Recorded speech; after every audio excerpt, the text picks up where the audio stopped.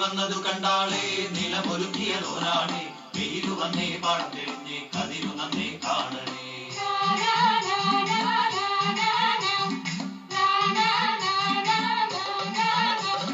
നനവിതച്ചതു പെണ്ണാണേ നിരയൊരുക്കിയതോരാണേ മണ്ണിനു നന്നേ നനവുന്നേ കുളിരു കൊണ്ടേ ചൂടണേ.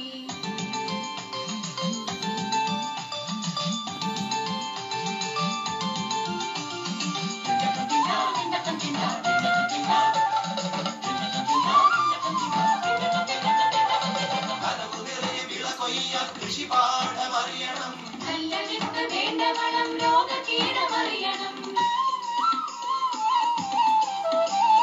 മെച്ചമായി ഇളയിറക്കാൻ കാലാവസ്ഥ അറിയണം. ലാഭമായി നിലനിൽക്കാൻ വിപണി വിവരമറിയണം. നന്ദാനേ നന്ദാനേ നന്ദാനേ നന്ദാനേ നന്ദാനേ നന്ദാനേ നന്ദാനേ നന്ദാനേ. നിറയെ പദ്ധതികൾ പുതിയ വിളകൾ നിറയെ പദ്ധതികൾ പുതിയ രീതികൾ മലയാള കർഷകന്റെ വഴികാട്ടി കിസാൻ കൃഷി ദീപം കിസാൻ കൃഷി ദീപം കിസാൻ കൃഷി ദീപം.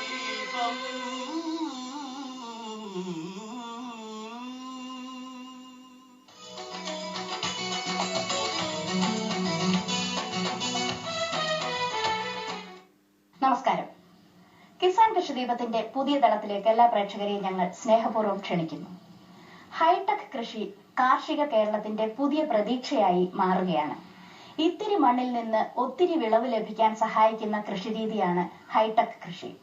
ഹൈടെക് കൃഷിയുടെ ശാസ്ത്രവും പ്രായോഗികതയും വ്യക്തമാക്കുന്ന ഒരു പുതിയ പരമ്പര ഞങ്ങൾ കൃഷിദീപത്തിൽ ഇന്ന് ആരംഭിക്കുന്നു. കാർഷിക കേരളം ഹൈടെക്കിലേക്ക്.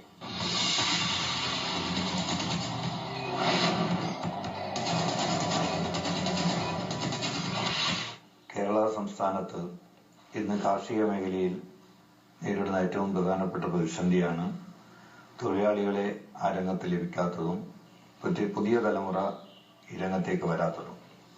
അപ്പോൾ ഇത് പരിഹരിക്കാൻ വേണ്ടി കഴിഞ്ഞ ബഡ്ജറ്റിൽ ബഹുമാന്യനായ ധനവകുപ്പ് മന്ത്രി Shri K M Mani sir അദ്ദേഹത്തിന്റെ ബഡ്ജറ്റ് ഏറ്റവും പ്രാധാന്യം കൊടുത്തുകൊണ്ടാണ് കൃഷി വകുപ്പിന്റെ നിർദ്ദേശപ്രകാരം നൂതനമായ സാങ്കേതിക വിദ്യ ഉപയോഗിച്ചുകൊണ്ട് കാർഷിക മേഖലയെ എങ്ങനെ സമ്പന്നമാക്കാമെന്നതിന് കൂടുതൽ ഫണ്ട് നീക്കിവെച്ചത്.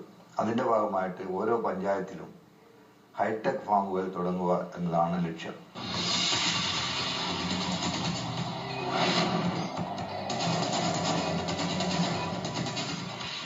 കാർഷിക കേരളം ഹൈടെക്കിലേക്ക് എന്ന പരമ്പരയിൽ ഇന്ന് ആദ്യമായി ഒരു വയനാടൻ കർഷകന്റെ കൃഷി പരിചയമാണ് ഉൾപ്പെടുത്തിയിരിക്കുന്നത്.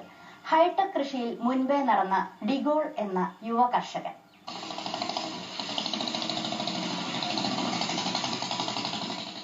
മാനന്തവാടിക്കാരൻ ഡിഗോൾ തോമസ് അറബി നാട്ടിൽ കുറെക്കാലം ഇന്റീരിയർ ഡിസൈനറായി ജോലി നോക്കിയിട്ടുണ്ട് അദ്ദേഹം.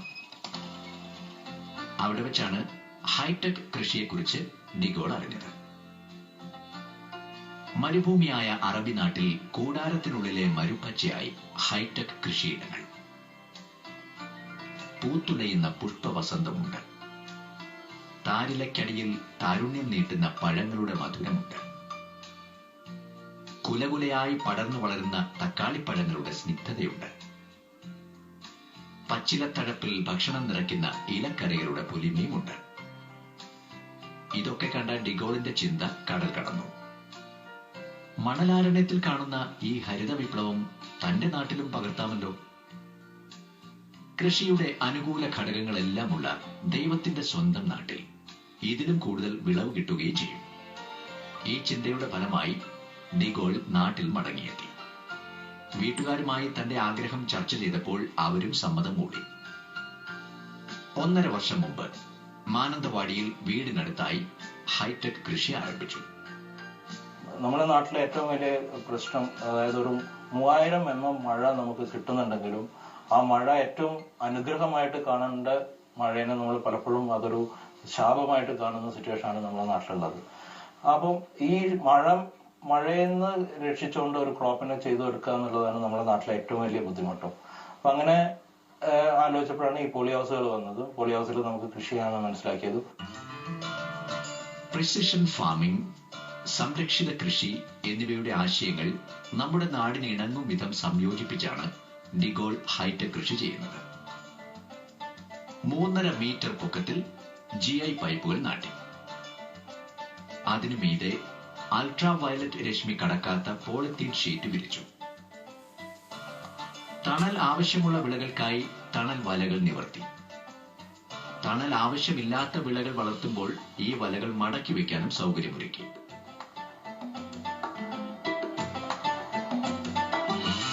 പോളി ഹൌസിനുള്ളിൽ വായു സഞ്ചാരം ഉറപ്പാക്കുവാൻ ക്രമീകരിക്കാവുന്ന ഷട്ടറുകളും പിടിപ്പിച്ചു.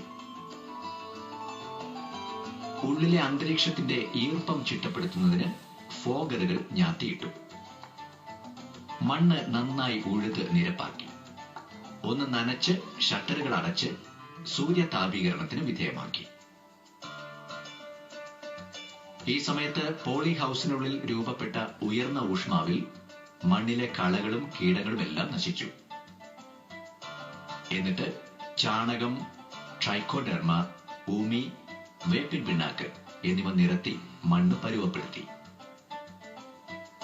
ജൈവ കീടനാശിനിയും കുമിൾനാശിനിയും മണ്ണിൽ പ്രയോഗിച്ച് ഒരിക്കൽ കൂടി അണുനശീകരണം നടത്തി. മണ്ണ് കോരിപ്പിടിച്ച് വാരങ്ങളെടുത്ത ശേഷം നനയ്ക്കാനുള്ള ഡ്രിപ്പറുകൾ വിന്യസിച്ചു. ചെടികൾക്ക് വളരാൻ ഏറ്റവും അനുകൂലമായ സാഹചര്യങ്ങൾ സൃഷ്ടിക്കുക എന്നതാണ് ഹൈടെക് കൃഷിയുടെ അടിസ്ഥാനം. 500 സ്ക്വയർ മീറ്റർ വിസ്തൃതിയുള്ള 2 പോളി ഹൌസുകളാണ് ഡിഗോൾ നിർമ്മിച്ചത്. അപ്പൊ ഇതിന്റെ സ്ട്രക്ചർ എവിടെ നിന്ന് ചെയ്യാൻ പറ്റും, എങ്ങനെ ചെയ്യാൻ പറ്റും എന്നുള്ള ഒരു അന്വേഷണമായി പിന്നീട്.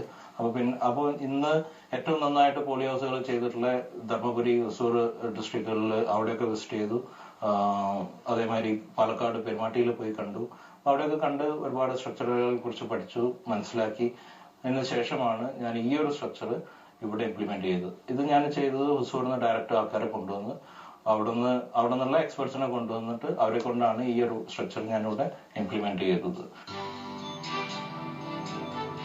കൃഷിയിടം ഹൈടെക് ആയി. ഇനി വേണ്ടത് ഹൈടെക് കൃഷി. ഹൈടെക് കൃഷിയിൽ വിത്ത് തിരഞ്ഞെടുക്കുന്നത് മുതൽ ശ്രദ്ധ വേണം. ലഭ്യമാവുന്ന ഏറ്റവും നല്ല വിത്തുകളാണ് ഡിഗോൾ ഉപയോഗിക്കുന്നത്. 500 സ്ക്വയർ മീറ്റർ സ്ഥലത്ത് ബീൻസിന്റെ 680 ചെടികളാണ് വളർത്തിയത്. വിത്തുപാകി ഏറ്റവും അനുകൂലമായ അന്തരീക്ഷമൊരുക്കിയപ്പോൾ 4 ദിവസത്തിനുള്ളിൽ മുളച്ചു പൊങ്ങി. ആദ്യ ദിവസങ്ങളിൽ ഫോഗറിൽ നിന്നുള്ള മഞ്ഞുനനയും ഡ്രിപ്പറിൽ നിന്നും തുള്ളി നനയും നൽകി ആകാശവും മണ്ണും ചെടി വളർച്ചയ്ക്ക് അനുകൂലമാക്കി.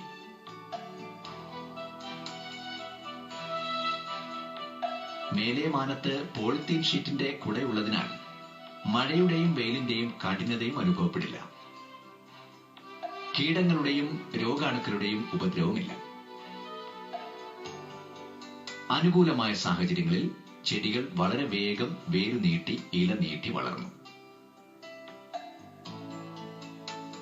ചെടിത്തലപ്പ് പ്ലാസ്റ്റിക് നാടയുടെ സഹായത്തോടെ GI ഫ്രെയിമുകളിൽ കയറ്റിവിട്ടു.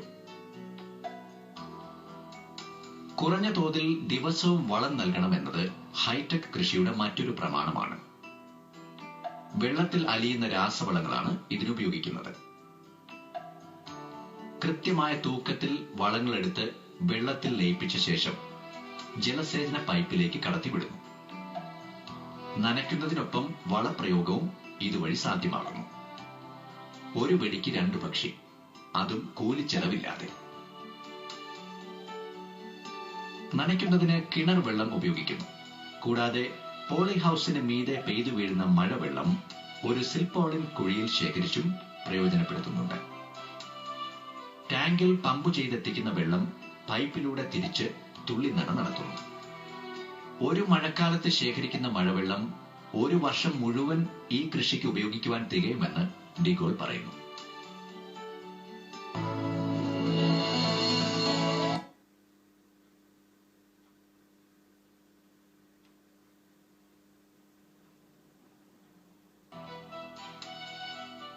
ആലൻ എന്ന ആത്മാർത്ഥതയുള്ള തൊഴിലാളിയും ഡിഗോളിന്റെ കൂടെ കൂടി ഹൈടെക് ആയി മാറി എന്ന് പറയാം. തെക്കിവിള പൂവിടുമ്പോൾ ഒരു പ്രശ്നം നേരിടും. കീടങ്ങളെ കൃഷിയിടത്തിന് പുറത്താക്കിയിരിക്കുകയാണല്ലോ. അപ്പോൾ പരാഗണം ചോദ്യചിഹ്നമാകും. സ്വയം പരാഗണം നടക്കുന്ന പൂക്കളിൽ പ്രശ്നമില്ല.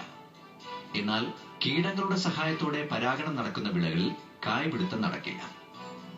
ഇവിടെ ഡിഗോൾ ഇടപെടും. വിരൽത്തുമ്പിനാൽ പരാഗരേണുക്കൾ ഒപ്പിയെടുത്ത് ജനിപുടത്തിൽ പതിപ്പിച്ച് കൃത്രിമ പരാഗണം നടത്തും.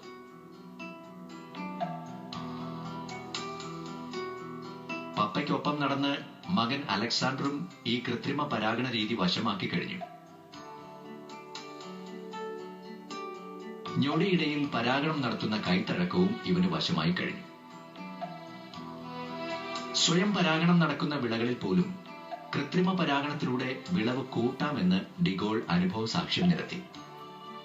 ഞാനൊരു 11 വെറൈറ്റി വെജിറ്റബിൾസ് ഇതേമാതിരി ഈ പോളിഹൗസിനുള്ളിൽ ചെയ്ത് കഴിഞ്ഞു. അപ്പം ഞാൻ ഇതിൻ്റെ ഉള്ളിൽ സാലഡ് കുക്കുംബേഴ്സ് ചെയ്തു, പിന്നെ ക്യാപ്സിക്കം ചെയ്തു, ചില്ലി ചെയ്തു, പിന്നെ പയറ്, കൗപ്പി, പിന്നെ ബിറ്റക്കോട്ട്, കൈപ്പയ്ക്ക, പിന്നെ ചീര, മല്ലിച്ചപ്പ്, അതേമാതിരി തക്കാളി, പിന്നെ ഇപ്പൊ ബീൻസ് തന്നെ 2 variety, broad beans, pole beans, പിന്നെ വെണ്ട. ഇത്രയും വെറൈറ്റീസ് ഞാനിപ്പോൾ ഇതിൻ്റെ ഉള്ളിൽ ഒരു എന്താ പറയാ നല്ല നിലയ്ക്ക് തന്നെ ഹാർവെസ്റ്റ് ചെയ്തു എന്ന് പറയാം ഈ എല്ലാ വെറൈറ്റിയും.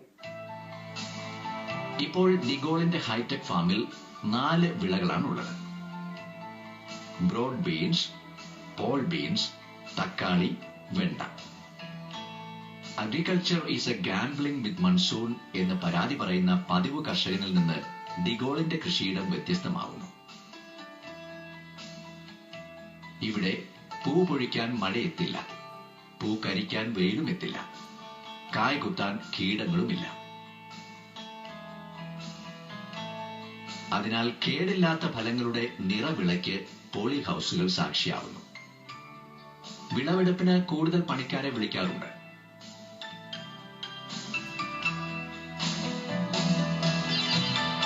ഭാര്യ നീനയും മകനും നൽകുന്ന സന്നദ്ധ സേവനവും ഡിഗോളിന് തുണയാവുന്നു.